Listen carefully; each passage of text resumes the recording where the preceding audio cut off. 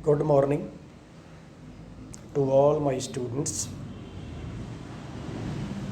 In the second lecture of Pharmaceutical Chemistry 2, we will start new topic. The name is sulfonamides. आप लोगों की जानकारी के लिए अब ये बार बार बताने की कोई ज़रूरत नहीं है कि ये फार्मास्यूटिकल केमिस्ट्री 2 में हम जब भी लेक्चर लेंगे तो उसमें कोई ना कोई ऐसा टॉपिक होगा जिसमें दवाइयाँ डिस्कस होंगी। तो सल्फोनामाइड्स भी एक ऐसा ही ग्रुप है जो कि सिंथेटिक है, यानी मैन मेड है, रिसर्च है इंसान की, और कीमोथेरापेटिक एजेंट है, जिसका मतलब कि ये जो मैलिग्नेंट सेल्स हैं जो कि जानलेवा साबित हो सकते हैं, जो बड़ी तेज़ी से बढ़ रहे हैं, उनकी ग्रोथ को रोकने के लिए इस्तेमाल किया जाता है कीमोथेरापेटिक एजेंट जो है। और जितने भी ये कीमोथेरापेटिक एजेंट हैं, सल्फोनामाइड तो एक कैटेगरी है, इसके अंदर बहुत सारे एजेंट्स के नाम हैं जो हम एक एक करके डिस्कस करेंगे। ये सारे जो हैं एजेंट्स, इनमें से कुछ ऐसी हैं जो ग्राम पॉजिटिव और कुछ ऐसे हैं जो ग्राम नेगेटिव कोकाई के खिलाफ काम करते हैं, कुछ gram negative bacilli and protozoa के खिलाफ काम करते हैं। अब यहाँ पे 3 नए शब्द आए हैं, कोकाई, बैसिलाई एंड प्रोटोजोआ। तो कुल मिला के ये तीनों ही आपको बीमारी पैदा करते हैं या बीमारी देते हैं। बस इनकी बढ़ने की क्षमता, पैदा होने की क्षमता अलग अलग है। और जो हमारे सल्फोनामाइड्स हैं, इनको आसानी से बनाया जा सकता है, ये सस्ते हैं और सेफ एंटीबैक्टीरियल है। वाइट कलर में आते हैं, क्रिस्टलाइन पाउडर है, हल्के से एसिडिक नेचर के होते हैं और आम तौर पे ये पानी के अंदर सॉल्युबल नहीं होते। इनको केवल सल्फोनामाइड के नाम से नहीं, इनके अलग अलग सॉल्ट्स के रूप में इनको अवेलेबल करवाया जाता है मार्केट में। तो इनके बेसिस के साथ सोडियम सॉल्ट के रूप में वो वाटर सॉल्युबल भी हैं कंपैरेटिवली अकेले सल्फोनामाइड के, यानी सॉल्ट से इनके ज़्यादा बेटर काम करते हैं। बस ये है कि इनको वेल क्लोज्ड कंटेनर्स में और लाइट से, सनलाइट से प्रोटेक्ट करके रखना पड़ता है और रखे जाते हैं। बाकी क्योंकि ये जो चैप्टर शुरू हुआ तो हमने बोला था कि ये एंटी बैक्टीरियल है, तो बैक्टीरिया वो जो ज़्यादातर वो जो कि बीमारी पैदा करे। सारे बैक्टीरिया बीमारी पैदा नहीं करते, लेकिन जो पैदा करते हैं तो इनकी जो एंटी बैक्टीरियल एक्टिविटी है उनके खिलाफ वो डिपेंड करती है कुछ बातों पे। अब यहाँ पे एक तो आ गया कि भाई क्या एक amino group, para amino group जो है, पैरा पोजीशन है जिस पे ये लगा होगा, तो क्या वो फ्री है। दूसरा, एक डायरेक्ट लिंक हो गया सल्फर एटम का सल्फोना अमाइडो ग्रुप में बेंजीन रिंग के साथ, इस पे डिपेंड करती है। तो सल्फोनामाइड्स की जो क्लासिफिकेशन है वो हम करेंगे उनके यूज़ के हिसाब से, थेरापेटिक यूज़ के हिसाब से। एक तो वो हो गए which are used for the treatment of systemic infections, और दूसरे which are used for the treatment of local gastrointestinal infections, GIT। System है, पूरे सिस्टम की बात हो रही है। तो इस सल्फोनामाइड कैटेगरी में जो पहली ड्रग हम पढ़ेंगे, जिसका स्ट्रक्चर आपके सिलेबस में है, सामने आपको दिखाई दे रहा होगा,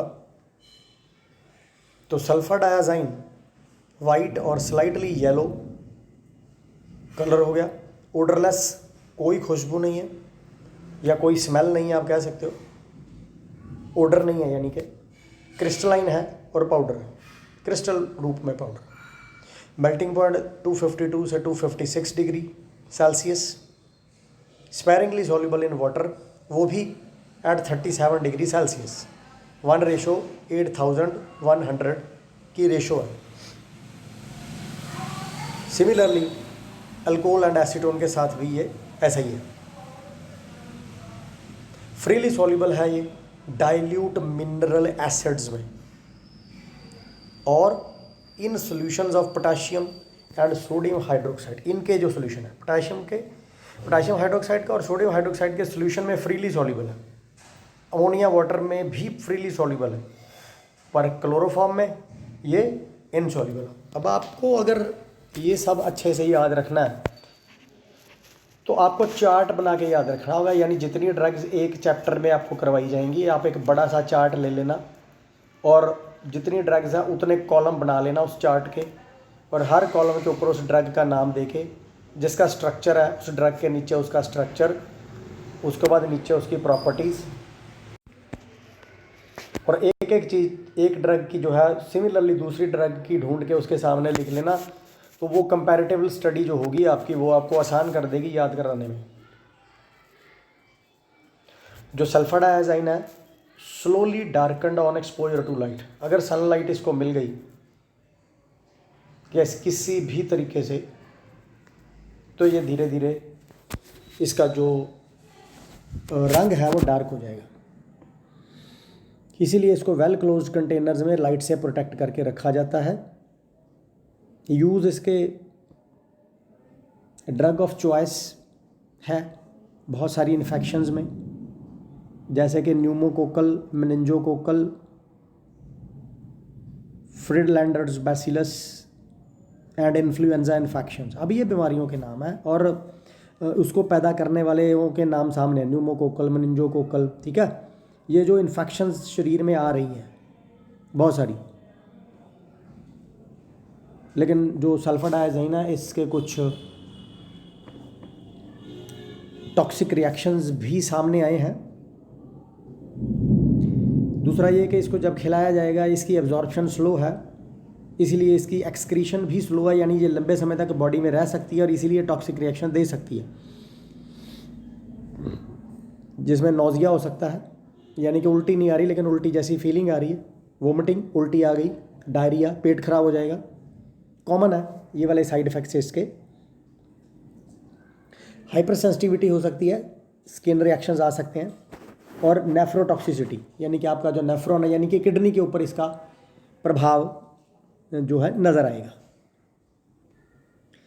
सल्फाग्वेनिडीन वाइट ओडरलेस क्रिस्टलाइन पाउडर है, मेल्टिंग पॉइंट है इसका 190 से 193 डिग्री सेल्सियस, सॉल्युबल है वाटर में 1:1000 की रेशो में सॉल्युबल है, 25 डिग्री सेल्सियस पे, 25 डिग्री सेल्सियस पे।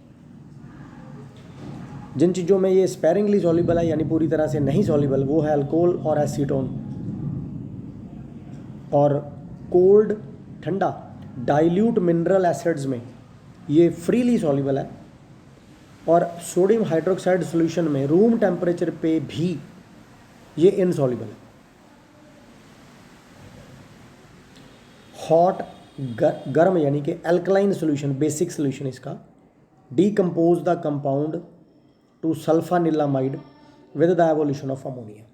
अगर इसको एल्कलाइन सॉल्यूशन में डाला गया, वो गर्म हुआ तो वो डीकम्पोज होके एवोल्यूशन करेगा अमोनिया गैस की, और धीरे धीरे ये लाइट के एक्सपोजर में आके डार्क हो जाएगा। इसका यूज़ है कि भाई ये लोकल जो इंटेस्टाइनल इन्फेक्शंस हैं उसमें इस्तेमाल होता है, ख़ास करके बेसिलरी डिसेंट्री में, यानी कि लूज मोशंस वगैरह हैं, और ओरल रूट से इसको दिया जाएगा।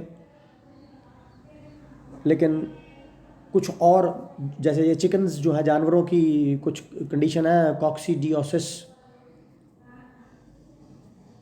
कोकाइस की इन्फेक्शन जो है, तो वेटरनरी पर्पज़ के लिए ये यूज़ किया जाता है। और जो सल्फर डाइआज़ाइन में इसके जो इफ़ेक्ट्स आए थे, बैड इफ़ेक्ट्स आए थे, सेम नोजिया वोमिटिंग वाले, वो इसमें भी आपको मिल सकते हैं। थैलाइल सल्फाथायाजोल जो है ये एक ओडरलेस कंपाउंड है और वाइट कलर में है और क्रिस्टलाइन नेचर का है। हल्का सा बिटर टेस्ट है इसका। सेम वैसे ही ये लाइट के एक्सपोजर में इसका डार्कनेस आती है। और एफवर्सिस एट 244 टू 250 डिग्री सेल्सियस पे वो झाग सी निकलती हुई नज़र आती है, जैसे इनो पानी में डालने से होती है। और पिघलता है ये 272 से 277 डिग्री सेल्सियस पे इसका मेल्टिंग पॉइंट है। इनसॉल्युबल है वाटर में, क्लोरोफॉर्म में, स्लाइटली सॉल्युबल है अल्कोहल में, ईथर में, रेडिली सॉल्युबल है स्ट्रॉन्ग एसिड्स में, अल्कलीज में, अमोनिया वाटर में, एंड इट पैदा करता है carbon dioxide from a solution of sodium bicarbonate. Use में इंटेस्टाइनल, बैक्टीरियल, एंटी बैक्टीरियल है ये, बैक्टीरियल इन्फेक्शंस में इस्तेमाल आएगा। बेसिलरी डिसेंट्री में इसका यूज़ है। बैक्टीरियल काउंट जिसकी वजह से वो परेशानी हो रही है उसको कम कर देगा आपकी इंटेस्टाइन में, यानी बाउल, लार्ज बाउल जो उसमें, खास करके वो पेशेंट्स जो सर्जरी के लिए हैं हॉस्पिटल में।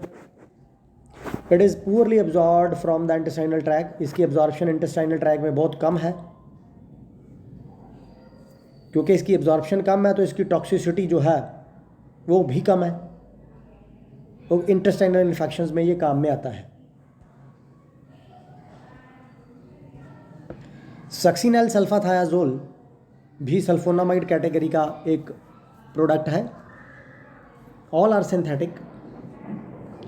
This compound occurs as a white odourless crystalline powder. इसका जो मेल्टिंग पॉइंट है वो अनक्लियर है, तो इसलिए दो मेल्टिंग पॉइंट आपको नज़र आ रहे होंगे, 184 से 186 डिग्री सेल्सियस एंड 192 से 195 डिग्री सेल्सियस। हवा में तो ये स्टेबल है, बट लाइट के एक्सपोजर में ये कलर चेंज करता है, सबके जैसा ही। वाटर में सॉल्युबिलिटी इसकी है 1:4 4800 और it is sparingly soluble in alcohol and acetone.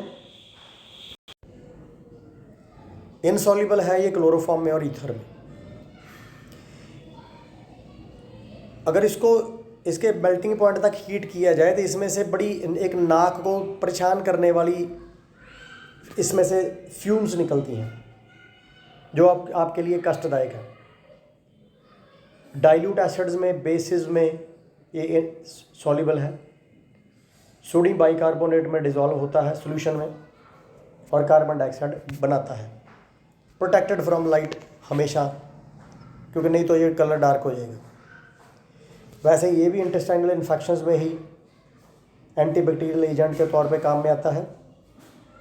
तो क्योंकि इसकी एब्जॉर्प्शन स्लो है इसलिए इसकी टॉक्सिसिटी भी लो है। और बेसिलरी डिसेंट्री और कॉलरा में, पेट की बीमारियां हैं, ये काम में आता है। सल्फा डाइमिथॉक्सिन जो कंपाउंड है वाइट कलर में आता है, ओडरलेस है, क्रिस्टलाइन नेचर का पाउडर है। अगर इसको हम मेल्ट करेंगे तो मेल्टिंग पॉइंट है इसका 201 से 203 डिग्री सेल्सियस। हल्का सा very slightly soluble in water है, स्लाइटली सॉल्युबल इन अल्कोहल है, but dissolves in dilute mineral acids. उसमें जो पतले मिनरल एसिड्स हैं, डाइल्यूट है, उनमें डिजॉल्व होता है। और डिजॉल्व होता है सॉल्यूशंस ऑफ एल्कली हाइड्रोक्साइड्स में एंड कार्बोनेट्स में। It is protected from light. इसको हमेशा सूरज की रोशनी से बचा के रखा जाता है ताकि इसका कलर डार्क ना हो जाए। ये एक लॉन्ग एक्टिंग सल्फोनामाइड है और ये आपके गैस्ट्रो इंटेस्टाइनल ट्रैक से आराम से एब्जॉर्ब हो जाता है, readily absorb. And the incidence of kidney damage is reported to be low. और अगर इसका इस्तेमाल पेशेंट पे किया जाए तो जो किडनी पे बुरे प्रभाव है पड़ते हैं या पड़ सकते हैं, वो आज तक इसके बारे में कोई ज़्यादा जानकारी अवेलेबल नहीं है, यानी ये किडनी के लिए ज़्यादा हार्मफुल नहीं है। सल्फामेथॉक्सी पिरिडाज़ाइन एंड सल्फामेथॉक्साजोल, तो ये दो ड्रग्स हम इस यहाँ पे ब्रीफ में पढ़ेंगे। जो पहले वाला है sulfamethoxypyridazine, it is found as white और yellowish white odourless bitter crystalline powder. तो सफ़ेद हो गया या येलोइश वाइट हो गया, ओडरलेस हो गया, कड़वा हो गया और क्रिस्टलाइन पाउडर है। मेल्टिंग पॉइंट है 182 से 183 degree Celsius. It is soluble in water, slightly soluble in methanol यानी मिथाइल अल्कोहल एंड इथानॉल यानी इथाइल अल्कोहल। मोर सॉल्युबल है एसीटोन में एंड डाइमिथाइल फॉर्मामाइड में। फ्रीली सॉल्युबल है aqueous solutions of alkali hydroxides में। Aqueous पानी की बात हो रही है, एल्कली बेस की बात हो रही है। It is also protected from light, इसका भी डार्कन होने के चांसेस हैं अगर सूरज की रोशनी इसको मिल गई। और ये एक एंटीबैक्टीरियल ड्रग है। सल्फामेथॉक्साजोल जो है ओडरलेस है, बिटर है, ऑलमोस्ट वाइट है, ये भी क्रिस्टलाइन पाउडर है। 167 डिग्री सेल्सियस इसका मेल्टिंग पॉइंट है। सॉल्युबिलिटी जो वाटर में है इसकी 1:3400 है। अल्कोहल में 1:50 है। एसीटोन में 1:3 है। It is slightly soluble in chloroform 1:1000 and in solutions of alkali hydroxide, जैसे ऊपर वाली ड्रग थी उसमें। The suspension should be stored in air tight containers and protected from light. तो पहली बात तो ये सामने आई कि इसको एक सस्पेंशन के रूप में दिया जाता है, यानी पीने वाली दवाई, और उसको एम्बर कलर बॉटल में रखा होगा, लाइट से बचा के। एम्बर कलर से जो अल्ट्रावायलेट रेडिएशन है वो क्रॉस नहीं करती, जिसकी वजह से उस बॉटल जो होती है वो ब्राउनिश कलर की होती है। यूज़ जो है इसका सल्फामेथॉक्साजोल का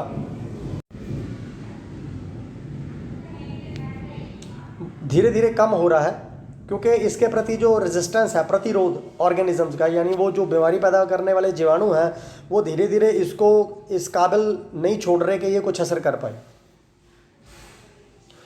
तो their main use is in the treatment of acute uncomplicated urinary tract infections. इसका इस्तेमाल होता है जो आपके यूरिनरी ट्रैक की इन्फेक्शंस है उसमें, पर्टिकुलरली अगर इसर्शिया कोलाई, दैट इज़ कोल्ट नहीं है, ये COLI है, टी मेरे से टाइप हो गया, particularly those caused by Escherichia coli. तो ये एक टाइप है बैक्टीरिया की जो कि बीमारी पैदा करती है। और जो सल्फर डाइआज़ाइन में आपने एडवर्स इफेक्ट पढ़े थे,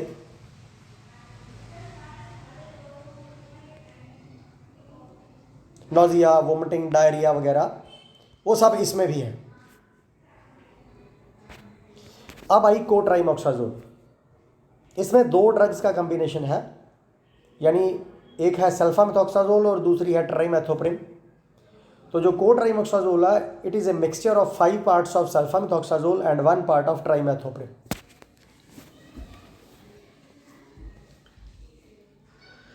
कोट्राइमोक्साजोल जो है, it is used similarly to the sulfonamides यानी कि सल्फामेथॉक्साजोल,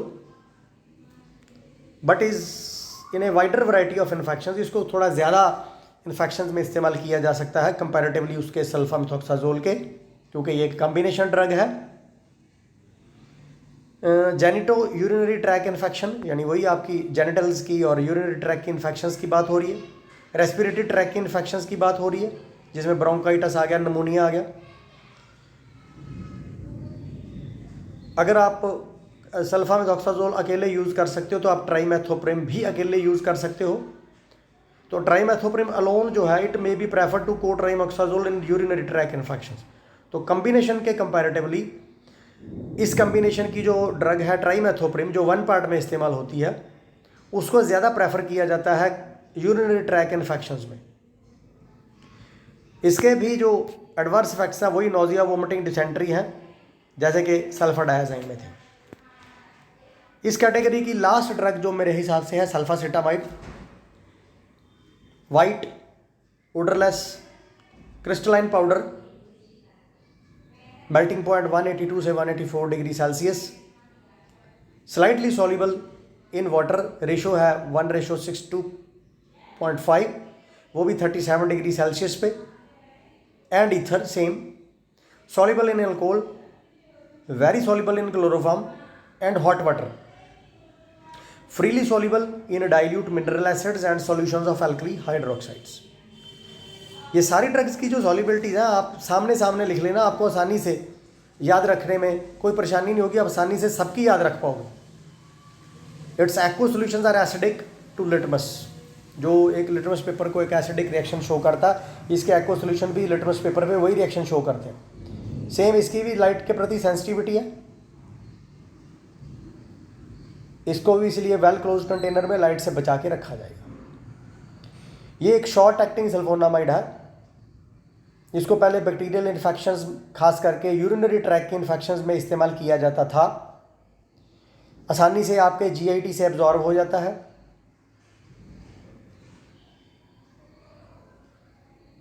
और यूरिन के थ्रू ये बाहर निकलता है क्योंकि इसकी सॉल्युबिलिटी ज़्यादा है और आसानी से एलिमिनेट हो जाता है। इसको बहुत ज़्यादा यूरिनरी ट्रैक की इन्फेक्शंस में इस्तेमाल किया जाता है क्योंकि since it is possible to maintain high urinary concentration without danger of kidney damage, इसलिए क्योंकि किडनी डैमेज का कोई खतरा नहीं है इससे। एडवर्स फैक्ट्स वही हैं जो कि सल्फर डाइआज़ाइम में थे, यानी nausea, vomiting and diarrhoea. So thank you for your kind attention. मैं फिर से रिमाइंड कर दूं आपको कि आगे भी, और जो पहले करवा दी और जो आज करवाया है, हर चैप्टर में जितनी ड्रग्स आएंगी आप एक चार्ट ले लेना, उस चार्ट पे जो जो मैंने लिखा है यहाँ इसमें, या आपकी किताब उठा लेना और उस किताब से उनकी जो कॉमन चीज़ें हैं, मेल्टिंग पॉइंट कॉमन हो गया, कलर कॉमन हो गया, ऑर्डर कॉमन हो गई, फॉर्म जैसे क्रिस्टलाइन है या नहीं है वो कॉमन हो गया, तो इन प्रॉपर्टीज़ को एक दूसरे के सामने लिखते चले जाना, यूजेस को भी वैसे ही सामने लिखते चले जाना, एडवर्स फैक्ट्स को भी उसके एक दूसरे के सामने लिखते चले जाना, जिससे ये होगा कि आपको याद करने में आसानी होगी और आपका चैप्टर तैयार हो जाएगा। So stay safe, stay at home, remind to wash your hands and face. Thank you very much.